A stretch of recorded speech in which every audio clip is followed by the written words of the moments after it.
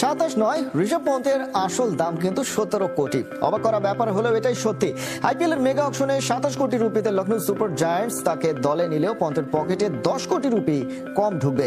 এই 27 কোটি রুপির প্রায় 10 কোটি রুপি আয়কর দিতে হবে পন্থকে। ভারত সরকারের নিয়ম অনুযায়ী কোনো ব্যক্তি আয় যদি 27 কোটি টাকা হয় তাহলে তাকে 30% টাকা কর দিতে হবে, আর এই 30% কাটা হবে 3 ভাগে।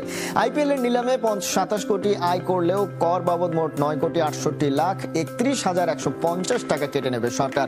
তাই পন্থ পাবেন 17,32,00,000 টাকা। এদিকে শোনা যাচ্ছে আসছে আসরে এলএসজির আর্মব্যান্ড উঠছে এই 27 কোটির পন্থের হাতেই।